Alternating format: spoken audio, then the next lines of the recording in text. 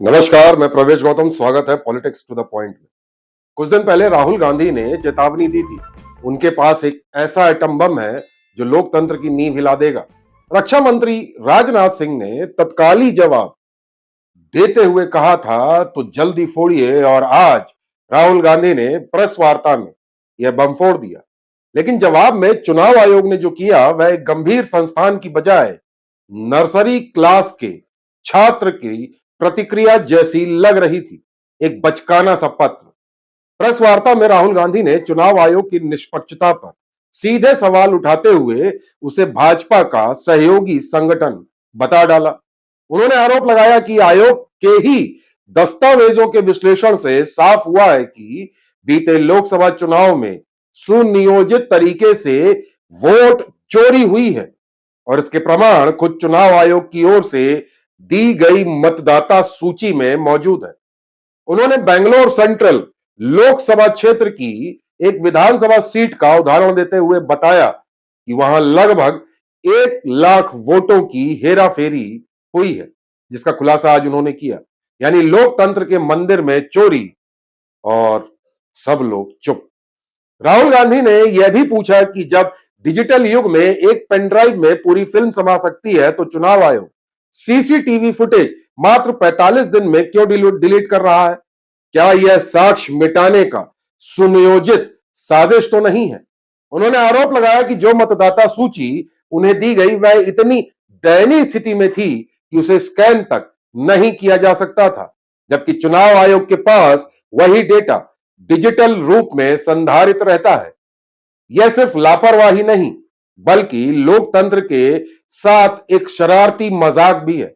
राहुल गांधी यही नहीं रुके। उन्होंने पांच तरीकों से वोट चोरी के सबूत पेश किए। पहला, डुप्लीकेट वोटर, एक ही व्यक्ति का नाम अलग अलग बूथों पर, 11,965 मामलों का सीधा प्रमाण। अपूर्ण या फर्जी पते, 40,000 मतदाताओं के पते या तो झूठे हैं या जीरो लिखा गया है। कुछ के पिता के नाम ऐसे हैं जैसे स्पेलिंग किसी ऑटो करेक्ट ऐप ने तय की हो। बल्क तीसरा जो है बल्क वोटिंग, एक ही पते से एक कमरे के मकान में 80 वोटर, कुछ पतों में तो इतने मतदाता दर्ज कि वहां पूरी शायद कॉलोनी ही समा जाए। ऐसे 10,452 मामले। संदिग्ध या गायब फोटो, चौथा मामला। कई वोटर की फोटो गायब, और कई में फोटो इतनी धुंधली या छोटी कि पहचानो प्रतियोगिता भी हार जाए। ऐसे 4,132 मामले। पांचवा, फॉर्म 6 का दुरुपयोग, एक मतदाता का दो दो बार नामांकन और दो दो बार वोटिंग, साफ धोखाधड़ी। ऐसे 33,692 मामले। इन तथ्यों के सामने आने के बाद चुनाव आयोग की चुप्पी और भी ज्यादा संदेहास्पद बन जाती है। और जवाब, कर्नाटक के मुख्य चुनाव अधिकारी ने एक्स, जो पूर्व में ट्विटर था, एक पोस्ट डालकर कहा है कि राहुल गांधी शपथ पत्र देकर शिकायत करें। जब राहुल गांधी खुले मंच पर कैमरों के सामने आरोप लगा रहे हैं, तब आयोग को किस शपथ पत्र का इंतजार है? जब देश में सोशल मीडिया की एक पोस्ट पर एफआईआर दर्ज हो जाती है, तब इतने बड़े आरोपों पर कार्रवाई की बजाय पहले हलफनामा दीजिए। यह सिर्फ बचकाना नहीं, बल्कि संस्था की गंभीरता पर सवाल है। यदि राहुल गांधी झूठ बोल रहे हैं तो चुनाव आयोग को प्रेस कॉन्फ्रेंस की रिकॉर्डिंग के आधार पर कानूनी कार्रवाई करनी चाहिए, और अगर वे सच बोल रहे हैं तो आयोग को स्पष्ट और बिंदुवार जवाब देना चाहिए, न कि पत्र पत्र खेलना चाहिए। इस मामले में चुनाव आयोग दो राहों पर खड़ा है। या तो वह तथ्यों के साथ अपनी निष्पक्षता साबित करे, या फिर यह स्वीकार करे कि उसके भीतर कुछ गड़बड़ नहीं है या गड़बड़ है। देखना दिलचस्प होगा कि क्या चुनाव आयोग अब भी संवैधानिक मर्यादा के नाम पर चुप रहेगा, या फिर पहली बार खुद को पाक साफ साबित करने की जिम्मेदारी उठाएगा।